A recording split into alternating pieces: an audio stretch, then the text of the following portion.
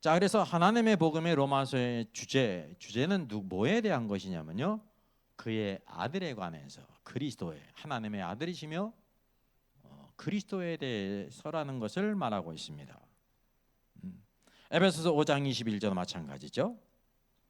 아내들아 자기 남편에게 복종하기를 죽게 하더라. 그러면서 그 까닭은 남편이 아내의 머리됨이 그리스도께서 교회의 머리된과 같으니라 라고 말하고 있습니다.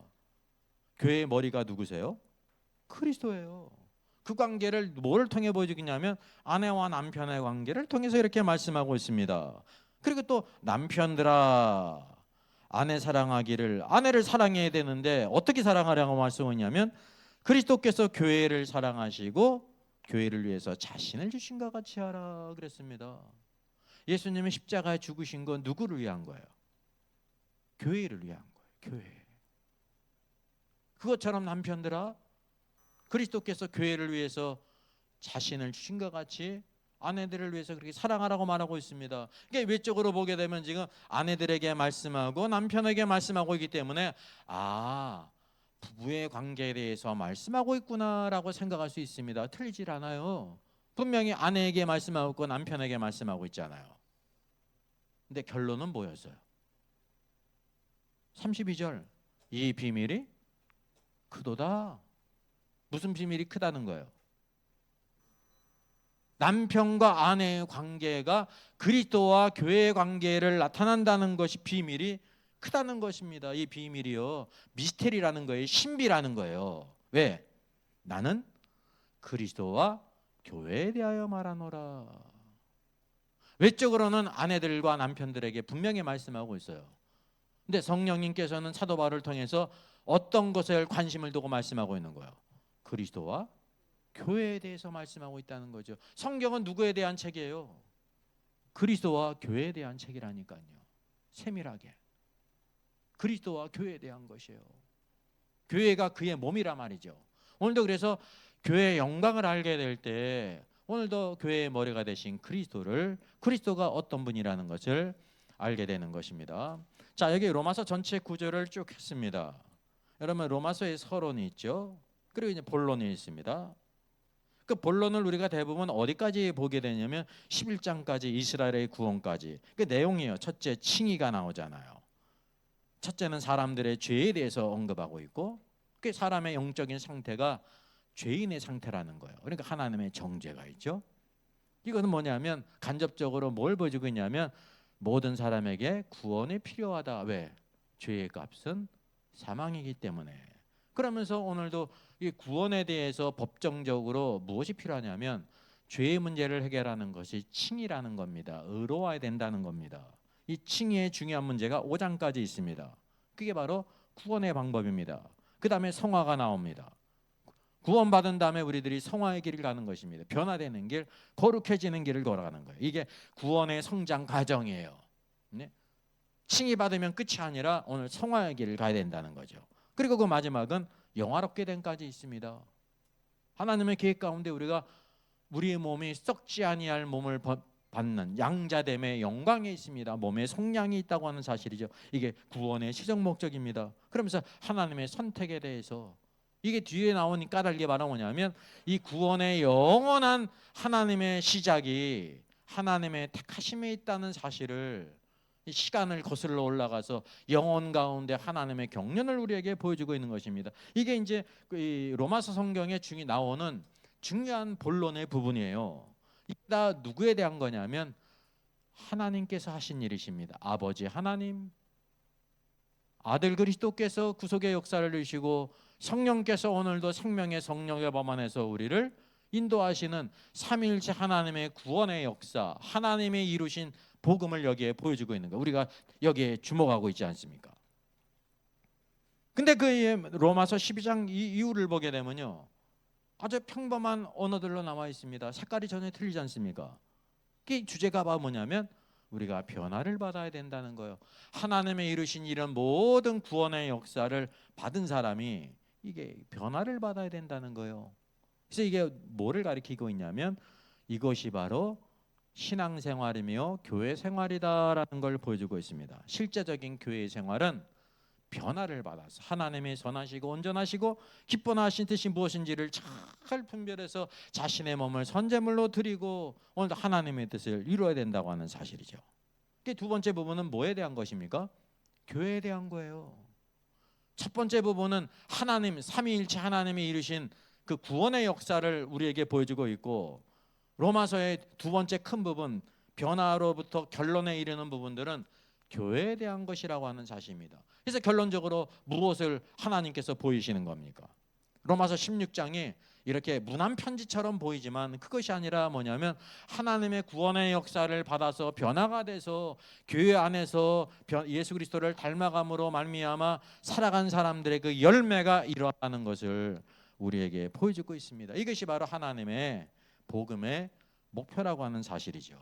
그러니까 로마서 성경도 뭐에 대한 부분으로 이르냐면 하나님의 구원과 그 결과로서 구원받은 성도들, 부르심을 입은 자들이 어떻게 변화돼서 어떻게 열매를 맺는지를 로마서 성경을 통해서 보여주고 있는 것입니다.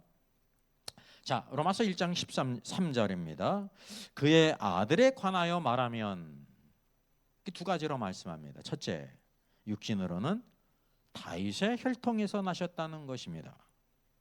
육신으로는,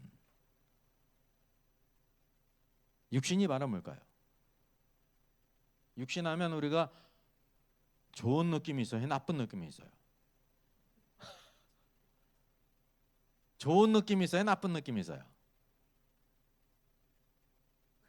좀 나쁜 느낌이 있어요. 기울어. 육신 그러면. 예수님이 육신으로는 다윗의 혈통에 나셨다니까요.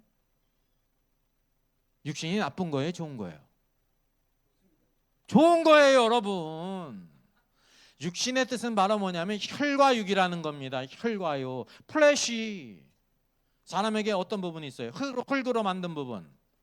육의 부분이 있잖아요. 플래시가 되셨다는 성육신이 바로 뭐예요? 하나님이 사람이 되셨다. 사람이 되신 것이 육신이 되신 것인데, 육신이 된 것은 뭐냐면 살과 뼈가 있는 분이라는 거예요. 살과 뼈가. 정상적인 사람은 살과 뼈가 있어요. 육신 자체가 나쁜 게 아니에요. 죄로 오염된 것이 나쁜 거지. 이게 그래서 이제 육신의 방면은 뭐냐면 인성의 방면입니다. 예수님에게 혈과 육이 없으시면 그분은 우리의 죄를 사하실 수가 없으십니다. 왜? 피 흘림이 없은즉 사함이 없습니다. 하나님이 어떻게 피를 흘리셔요? 그래서 그분이 오늘도 아담의 죄를 대속하시기 위해서 우리와 같이 되셔야 되는 겁니다. 육신을 입으신 것이 나쁜 것이 아닙니다. 우리와 같이 되셨다고 하는 사실이죠. 그래서 그리스도의 구속을 위한 피 흘림의 필요성을 간접적으로 여기서 보여주고 있는 거예요. 히브리서 9장 22절은 율법을 따라 거의 모든 물건이 피로써 정결하게 되나니 피 흘림이 없은즉 사함이 없다라고 말씀하고 있습니다. 이게 하나님의 공의로운 법이에요. 그냥 하나님이시니까 죄 졌는데 없는 걸로 해줄게 그럴 수가 없으셔요. 왜? 하나님은 의로운 분이기 때문에. 항상 우리가 이 하나님을 알아야 됩니다. 하나님은 의로운 분이라는 거예요. 그래서 여기 보게 되면 예수 그리스도는 이제 예수 그리스도라는 것은 그분의 신성이지 않습니까? 신성 안에는 뭐가 없어요? 피가 없어요. 근데 인성 안에는 뭐가 있어요? 피가 있고 혈과 육이 있단 말이죠. 그래서 여기에서 성육신의 필요성, 성육신 하셔야 되셨고 하나님이 사람이 되셔야 됐고 하나님이 사람이 된 것이 뭐냐면 그게 복음이에요. 거꾸로 사람이 하나님이 될 수 있어요? 없어요. 이 땅의 모든 종교는 자기의 수고와 선행과 막 다른 것을 통해 가지고 하나님이 되려 신적인 존재가 되는 거 아닙니까? 개미가 1000년 동안 수양하면 사람이 될 수 있어요? 물고기가 한 1억 년 수양을 하면 독수리가 될 수 있어요? 피조물이 피조물 되는 것도 어려운데 피조물이 어떻게 하나님이 됩니까? 그러나 하나님은 사람이 되실 수가 있다고 하는 사실이죠. 이게 바로 복음이에요. 복음. 그래서 오늘도 하나님의 복음, 그러니까 복음은 누구에게 속했다는 거예요? 하나님께 속했어요. 하나님으로부터 기쁜 소식이 온다고 하는 사실이죠. 사람으로부터 사람이 하나님께로 올라갈 수 없다고 하는 것을 여기에 보여주고 있습니다. 오늘도 하나님이 사람이 되신 것이 복음입니다. 얼마나 놀라운 일입니까? 사실 천지 창조보다 더 놀라운 것이 하나님이 사람이 되신 것입니다. 신비 중에 신비예요. 하나님의 놀라운 경륜과 그 사랑이 성육신을 통해 나타났다고 하는 사실이죠. 또 둘째, 그의 아들에 관하여 말하면 육신으로는 그러면 다윗의 혈통에서 나셨는데 이 육신의 그 방면을 누가복음 24장에서 이렇게 말씀하고 있습니다. 엠마오로 내려가는 두 제자에게 그들이 의아하고 있잖아요. 자, 내 손과 발을 보고 나인 줄 알라. 내가 바로 십자가에 죽었고 내가 바로 다시 살아났다 그러면서 나를 만져보라 하시면서 뭐라고 말씀하십니까? 영은 살과 뼈가 없으되. 영은 살과 뼈가 없다. 그러니까 예수님을 갖다가 뭐라고 생각하냐면 영인가? 라고 생각합니다. 아니다. 영은 살과 뼈가 없으되 너희 보는 바와 같이 나는 살과 뼈가 있느니라. 예. 요한복음 6장 54절도 마찬가지입니다. 내 살을 먹고 내 피를 마시는 자는 영생을 가졌고 마지막 날에 내가 그를 다시 살리리니 내 살은 참된 양식이요 내 피는 참된 음료로다. 살과 피, 이게 바로 어디에 대한 부분이에요? 육신의 부분이에요. 육신의 부분. 예. 오늘도 그래서 예수 그리스도께서 우리 죄를 위해서 그분의 살이 찢기시고 우리를 위해서 피를 흘리신 것이 우리의 생명을 위한 것이고 죄의 사함을 위한 것이라는 것을 보여주고 있습니다. 이것이 바로 복음입니다. 로마서 8장 23절 이렇게 말씀합니다. 그뿐 아니라 또한 우리 곧 성령의 처음 익은 열매를 맺은 우리까지도 속으로 탄식하며 양자될 것 곧 우리의 몸의 속량을 기다리느니라 라고 말합니다. 구원의 마지막 단계가 뭐예요? 몸의 속량이에요. 몸의 속량이라는 것이 무슨 뜻일까요? 마지막 때 우리의 몸이 썩지 않을 몸, 부활의 몸을 입는다는 것입니다. 완전한 구원이에요. 그때는 어떻게 되냐면 하늘에 있는 천사와 같이 시집가고 장가가질 않아요. 생육하질 않아요. 지금은 생육하고 번성하는 게 축복입니다. 우리가 나중에 몸의 속량함을 입고 부활의 요소를 입게 될 때 죽지 않는 몸, 이게 몸의 속량이란 말이죠. 그래서 고린도전서 15장에도 육의 몸으로 신고 신령한 몸으로 다시 살라니, 신령한은 지금 잘못된 번역입니다. 신령한이라는 건 없어요. 영적인 몸, spiritual body예요. 육의 몸으로 신고 영적인 몸으로 다시 사나니, 육의 몸이 있은즉 어떤 몸도 있다는 겁니까? 영의 몸도 있다는 것입니다. 첫사람 아담은 생령이 되었나니, 생령은 완전히 오역입니다. 원문은 바로 뭐예요? 리빙 소울이에요. 살아있는 혼이 됐다고 창세기 성경도 말씀하고 있습니다. 이게 살아있는 혼이 되었다는 것 같이 마지막 아담 예수 그리스도는 살려주는 영이 됐다고 말씀하고 있습니다. 먼저는 영적인 사람이 아니요 육적인 사람이었잖아요. 아담이 육적인 사람이었잖아요. 그런데 그 다음은 영적인 사람이라 누구를 가리키고 있습니까? 두 번째 아담이신 예수 그리스도. 첫사람은 땅에서 났으니 땅으로 흙으로 만들지 않습니까? 그게 흙의 본질이에요. 그러나 흙에 속한 자였지만 둘째 사람, 두 번째 아담, 사람이라는 건 아담이라는 뜻입니다. 예수 그리스도는 하늘에서 나셨느니라 라고 말씀하고 있습니다.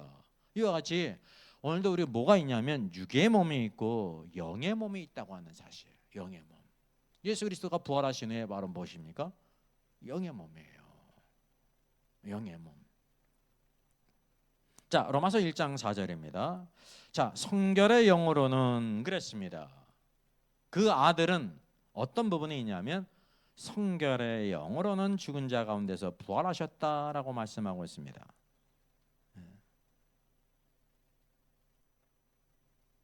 성결하면 뭐가 떠오릅니까? 성결을 강조하는 데가 성결교예요. 그 성결이라는 뜻이 홀리니스. 예수 그리스도께서 그 성결의 영을 따라서 말씀하고 있다는 사실이죠. 이게 뭐에 대한 것이냐면요, 그리스도의 신성을 가리키는 것입니다. 육신으로는, 이것은 혈과 육으로 말하면 그분은 참된 사람으로서 그리스도의 인성을 가리키고, 성결의 영으로는 이라는 것은 그리스도의 신성을 가리키는 것입니다. 그리스도의 신성은 아버지와 동일하신 분이십니다. 그러니까 육신으로는 다윗의 혈통을 따라 나셨고, 신성으로는, 그분의 신성으로는 십자가에 죽으셨고 부활하셨다는 것입니다. 여러분, 예수님이 하나님의 아들이라는 가장 큰 증거가 뭔지 아십니까? 예수님이 하나님의 아들이라는 증거를 보여주십시오. 증거를. 그런 표적을 보여주십시오. 그러면 하나님께서 뭘 보여주세요? 그게 부활이에요. 부활. 십자가에 그분은 죽으실 뿐만 아니라 부활하셨습니다. 부활하신 것이 바로 뭐냐면 성결의 영으로는 그분이 하나님이시라는 것을 증거하고 있는 것입니다. 이게 십자가의 죽으심과 부활은 표적 중에 표적이에요. 또 다른 표적을 구하는 것은 악하고 음란한 것입니다. 하나님이 살아계신 거 지옥 보여주고 천국 보여주고 뭘 보여주고 보여줘야 믿습니다. 그거 보고 믿는 사람이 있을까요, 없을까요? 아무도 없어요. 예? 요나보다 더 큰 이신 예수 그리스도를 믿어야 돼. 십자가에 죽으시고 부활하신 분, 표적 중에 표적이라고 하는 사실이죠. 그래서 십자가에 죽으심과 부활하심으로 하나님의 아들로 선포되셨습니다. 이게 놀라운 일이죠. 그러면 하나님의 아들로 선포되셨다는 것이 어떤 뜻인지 우리가 살펴보겠습니다. 예수 그리스도께서 하나님의 아들로 선포되셨다라고 말할 때 우리가 어떤 잘못된 생각을 할 수가 있냐면, 예수님께서 이렇게 부활하심으로 비로소 이제 하나님의 아들이 되셨나 보다라고 생각할 수가 있습니다. 전혀 아닙니다. 되셨다는 것은 뭐냐면 비커밍이에요. 이전에는 아니었는데, 하나님의 아들이 아니었는데 이제 비로소 하나님의 아들이 됐다고 하는 사실이죠. 성경은 바로 여기 뭐라고 말하고 있습니까? 하나님의 아들이 됐다가 아니라 하나님의 아들로 선포됐다라고 말하고 있습니다. 선포됐다는 것은 어떤 뜻일까요? 이전에도, 부활하기 전에도 그분이 하나님의 아들이셨어요. 근데 부활하심으로 말미암아 이제 그분의 육신으로 입으신 주님이 하나님의 아들이라는 것을 이제 인정받았다, 선포했다는 뜻이에요.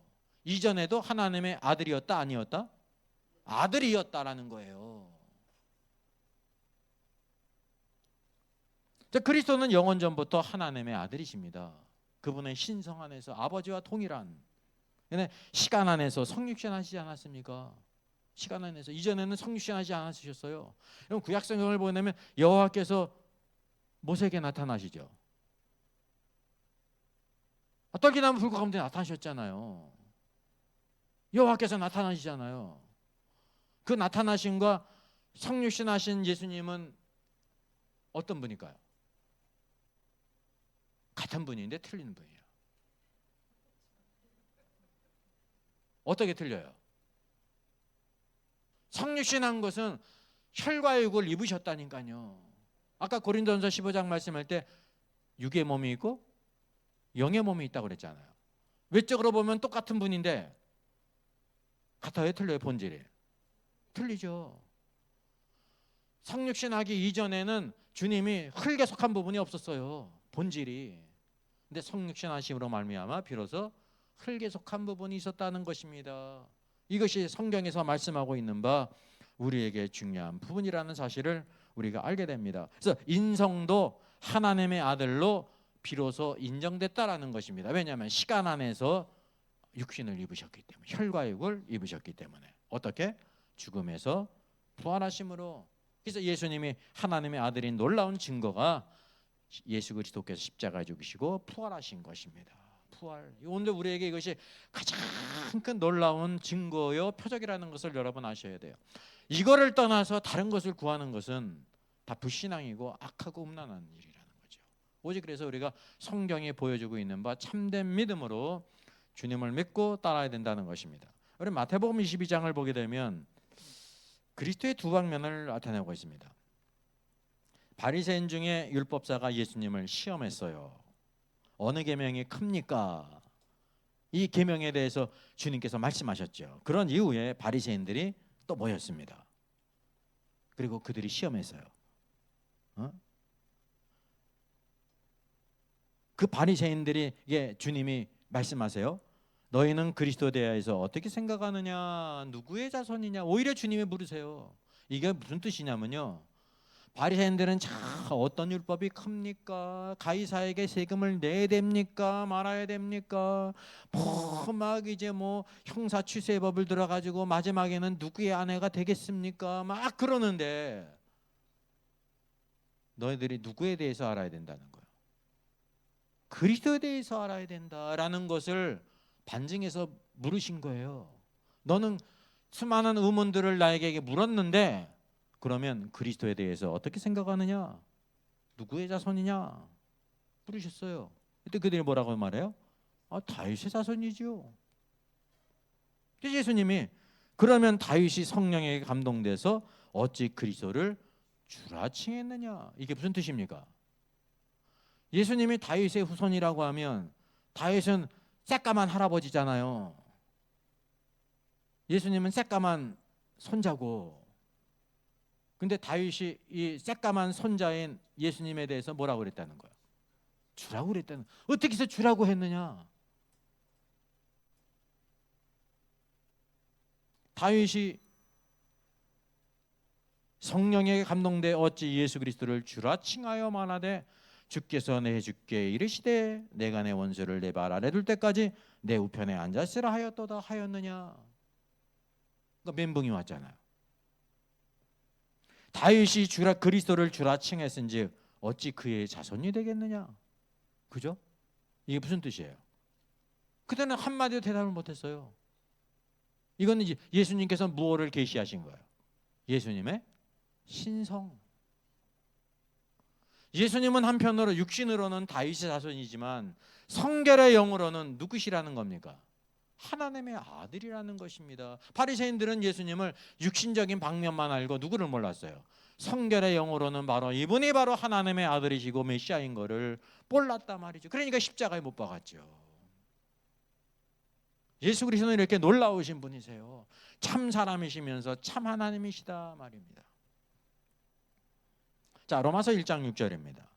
너희도 그들 중에서, 그들이는 이방인을 가리킵니다. 올레이션, 예수 그리스도의 것으로 부르심을 받은 자니라. 너희도가 바로 누구예요? 로마에 있는 성도들, 우리가 구원받은 모든 성도들을 가리킵니다. 우리가 어디에 있었어요? 이방인 가운데 있었습니다. 그런데 그리스도의 것으로 부름을 입었다고 하는 사실이죠. 여기서 말씀하고 있는데 이방인은 모든 민족을 가리키는 것이냐, 모든 세상 사람들을 가리켜요. 그 가운데 하나님께서 누구를 부르세요?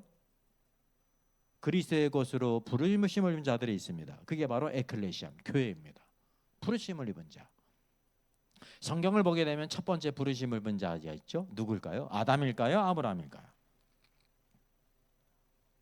아브라함이에요.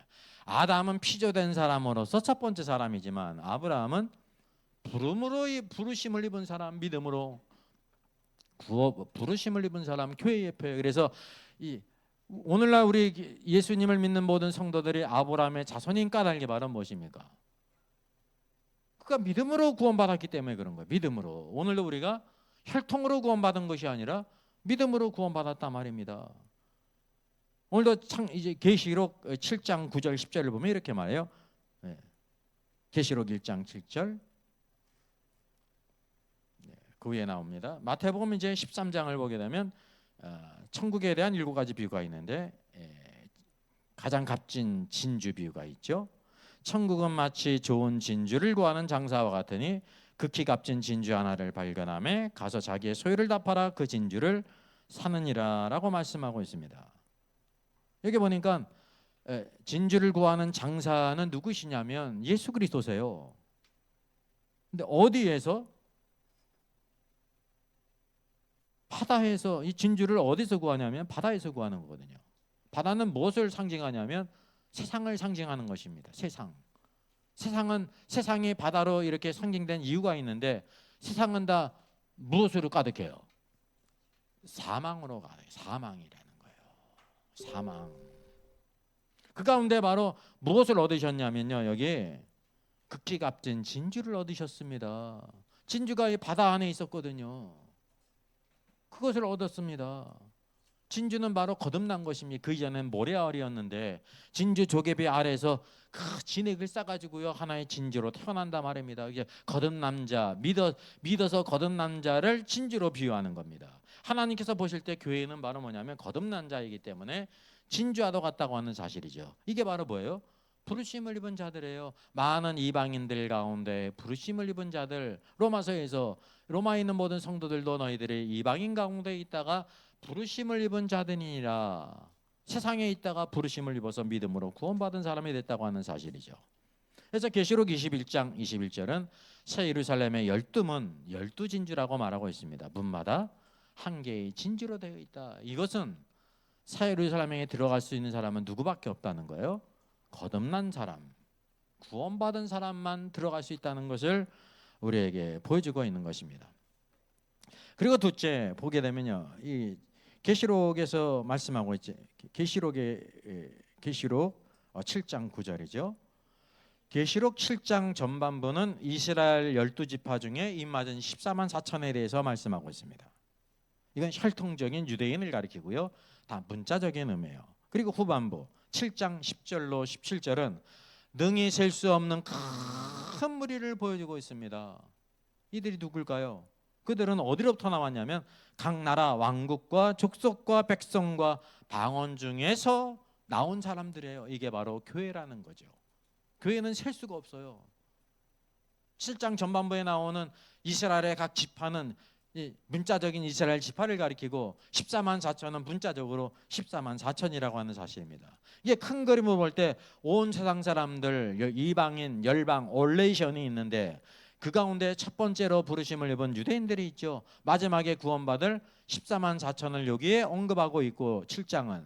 그리고 그 가운데서 구원받은 교회, 능히 셀 수 없는 큰 무리는 부르심을 입은 자들의 어디에서? 각 나라와 족속과 백성들과 방언 중에서 부르심을 입은 자들. 부르심을 입은 자들은 무엇으로 구원받았습니까? 믿음으로. 영광의 하나님이 아브라함을 부르실 때 아브라함이 어떻게 했어요? 믿었다니까요. 믿음으로. 오늘도 믿음으로 구원받은 주의 백성을 여기에 보여주고 있는 것입니다. 그래서 여기 마찬가지로 로마서에서 나오는 1장 6절도 너희도는 누구냐면 이방인 가운데 그 전에 있었다가 예수 그리스도의 것으로 부르심을 입었다는 사실이에요. 이제 부르심을 입었는데 성경은 뭘 말씀하고 있냐면 어떻게 구원받았는가? 첫째, 믿어서 구원받았다. 근데 믿음이 끝이 아니에요. 뒤에 뭐라고 말씀하고 있습니까? 순종함으로. 이게 무슨 뜻일까요? 믿음은 곧 순종이에요. 믿음이 순종이에요. 믿음은 그냥 머리로만 안 게 아닙니다. 순종한 것입니다. 노아가 방주를 예비하라고 하는데 머리로만 알았어요? 방주를 예비했잖아요. 하나님께서 아브라함 부르실 때 그래 그리고 끝났어요?